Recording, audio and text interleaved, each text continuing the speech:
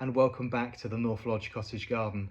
I'm Gardener Ben, and in this video we're going to explore the top 10 David Austin roses that in my opinion have the best fragrance and perfume. This is a question I get asked an awful lot, both on Instagram and on YouTube, and I understand it's a very difficult question to answer. And I'm told I do it fairly well, so I'm hoping that I've got a fairly good nose. If you have ever been lucky enough to have a scent test and have a perfume or aftershave tailor-made to your exact skin tone and type, this is something that you should really get done. It's a most enjoyable experience and not too expensive, and it really does instigate to yourself and really highlight the notes and fragrances that are very important and strong to you. So many of you are interested in fragrance and perfume alone, but for me it's actually more about the entire body of health of the plant, the amount of flowering, how the flower is held, and the whole overall impression of each particular plant. But I understand so many of you are very keen on fragrance, so I've got 10 roses surrounding me. The lounge here at North Lodge is full of fragrance. I've got 10 roses I'm going to talk to you about one by one, and of course all of the roses I'm about to talk to you about have their own individual rose reviews that are available for you to watch anytime that you like. So if there's a rose that particularly captivates your attention, you want to know a little bit more, need to know some more information in depth, please do find the media either on Instagram or YouTube. If you can't find what you're looking for, do leave me a comment and I'll make sure that I can send you a link to it. So let's get into it. The top 10 roses that in my opinion have the best fragrance and the best perfume. The first one is Princess Alexandra of Kent. We've talked about this rose several times, about the sheer size of the blooms, and it appears on several of my collaboration lists, mainly for the size of the bloom. But the Princess Alexandra of Kent from David Austin Roses has a really lovely fragrance that I think is very strong. The next one up and storming well into the top 10 this year. If you haven't watched that video, I'm not going to spoil that for you, but this is Mill on the Floss. Now, not a particularly open flower, you can't see a huge amount of detail on this one, but a really beautiful large shrub rose which has an amazing fragrance that you really would like to get up close and personal with. A fabulous rose for also cutting and bringing into the house because it's virtually thornless and also because it has a wonderful perfume. My former top #1 rose for the last 2 or 3 years, which has now been knocked off of its top spot by another contender, the beautiful Lady Emma Hamilton, a deep, rich, apricot coloured flower with a lovely bronzed foliage which has red tips. The Lady Emma Hamilton from David Austin Roses has one of the best perfumes that I'm aware of in the entire collection. If you see this lady languishing in a bargain bin somewhere, or you manage to get hold of it from a wholesaler, please do buy this rose.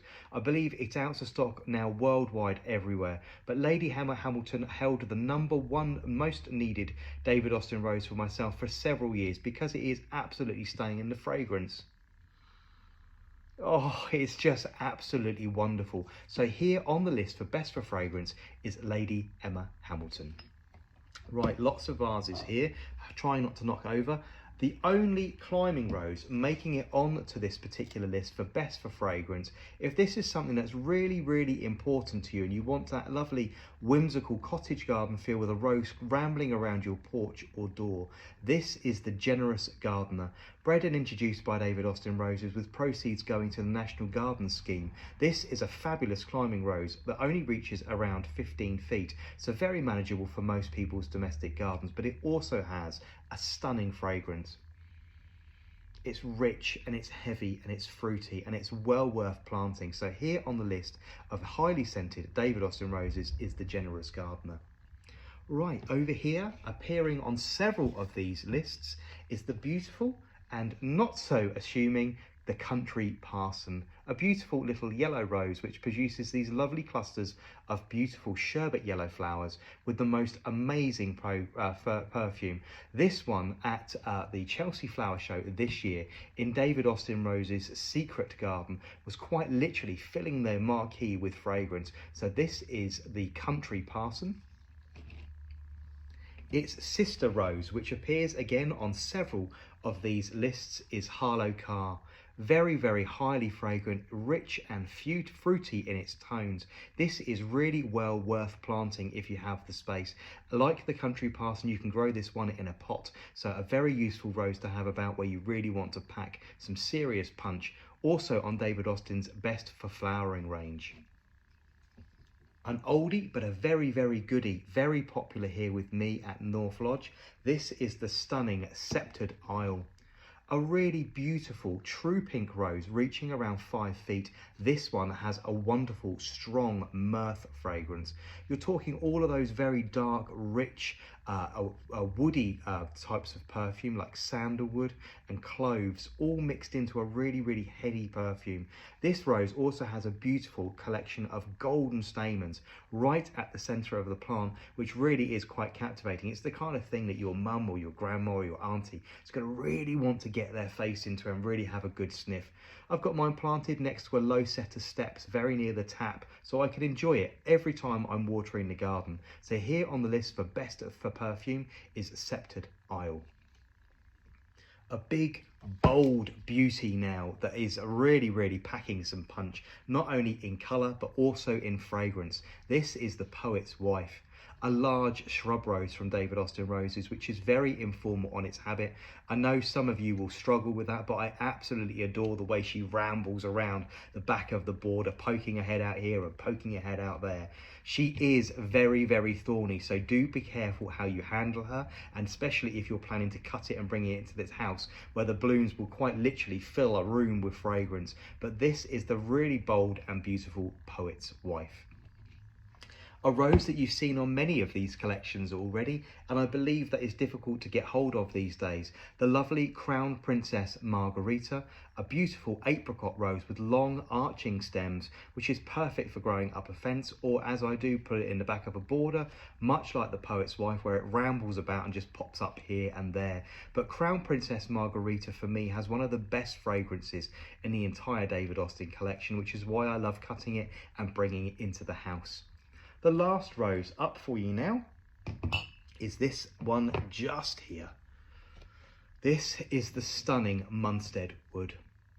Bred and introduced by David Austin Roses and named after Gertrude Jekyll's garden in Surrey, which was called Munstead Wood. I think this is a very, very fitting tribute to the giant of the horticultural world. Rich, dark and sumptuous, this rose has literally everything. Lots of characteristics in real large bucketfuls. Beautiful, lovely, rich colour with notes of blackcurrant all the way through it, and a scent to absolutely die for. I wore this one as a buttonhole to Chelsea Flower Show and was really surprised by how many people came up and got their noses into it and really enjoyed its rich, heavy, fruity fragrance. So this is Munstead Wood. I hope you've enjoyed all 10 roses that I've brought to you in this particular collection, and please do remember, if you have a different opinion of a rose, please don't hesitate to drop me a message or in the comments section. It's always lovely to hear from you if you have a slightly different opinion, and please bear in mind that everybody's noses are slightly different. You're all smelling things in different levels and different high and low notes, which really do change the perception. So if you have a difference of opinion, please do leave me a comment. It's always good for other people to be able to read those, especially if you're growing in a different country where the rose may or may not be grafted onto a slightly different rootstock and the weather conditions might be ever so different. So this has been my top 10 collection for best roses for fragrance from David Austin Roses. Please do find the videos for all of the lovely roses that I've talked to you about today. They're all available both on here on Instagram or on YouTube for you to watch anytime you like, and I'll gather this collection together in a very, very easy to find section so you can watch it later. Please do follow, like, comment and share. It's been a pleasure talking to you. I'll see you again soon.